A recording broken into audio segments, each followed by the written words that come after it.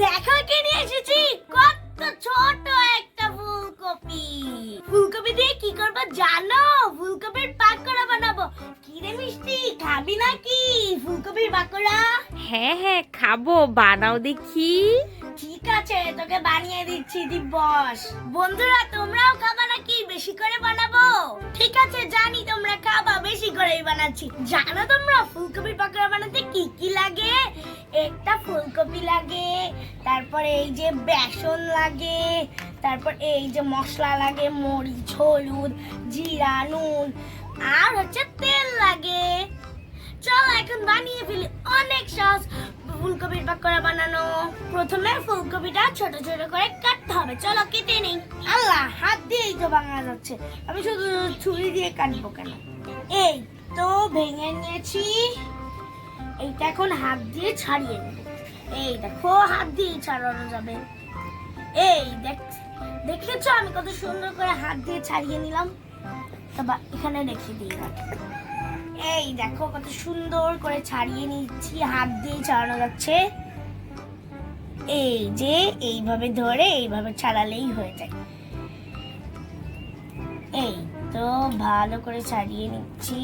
ভালোই হলো, ফুলকপিগুলো হাত দিয়ে ছেড়ে যাচ্ছে, না হলে আমার যে বোতা ছুরি কাটাই যেত না। উফ, তাড়াতাড়ি ছাড়িয়ে নেই, অল্পই আছে।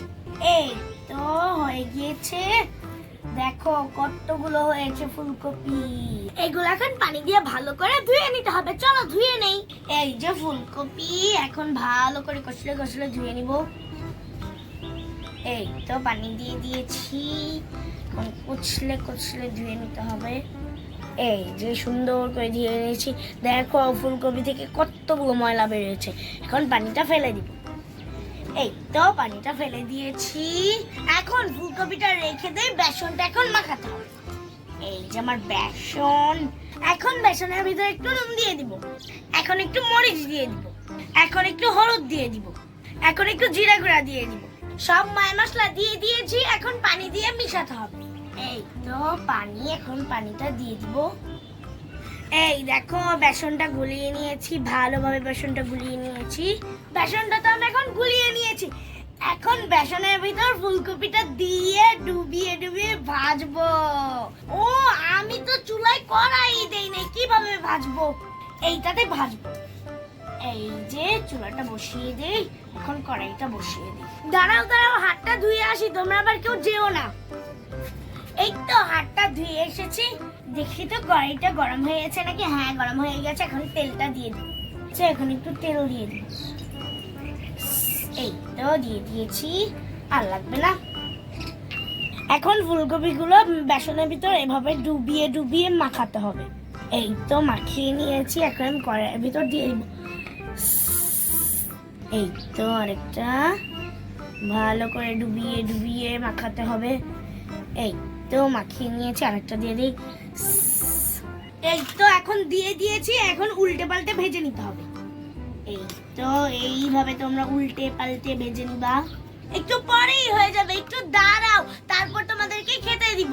এই যে উল্টে পাল্টে ভেজে নিচ্ছি, একটু পরে আমার ফুলকপির পাকোড়া হয়ে যাবে। উফ, কখন থেকে ভাজতেছি তাও ভাজা হচ্ছে না। দেখো তো বন্ধুরা, ভাজা হয়েছে নাকি? মনে হয় তো হয়ে গিয়েছে। নামিয়ে ফেলি এখন, না হলে পুড়ে ধরবে। হয়ে গেছে মনে হয়, নামিয়ে ফেলি। দেখি তো, চুলাটা বন্ধ করে দেই। এই তো বন্ধ করে দিয়েছি। এই দেখো বন্ধুরা, কত সুন্দর হয়েছে ভাজা। এখন আমি একটা প্লেটে বেড়ে নিই। এই তো প্লেটে বেড়ে নিলাম। এখন একটু টেস্ট করে দেখি কেমন হয়েছে। আগে মিষ্টিকে দিই। এই নে মিষ্টি, খেয়ে দেখ। অনেক মজা হয়েছে। তাই? অনেক মজা হয়েছে?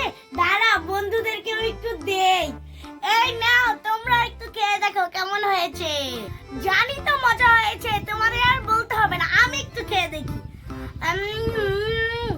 আসলেই বন্ধুরা অনেক মজা হয়েছে। আমি আর মিষ্টি তাহলে বসে বসে খাই। তোমাদের সাথে আবার কালকে দেখা হবে নতুন ভিডিওতে। আল্লাহ হাফেজ।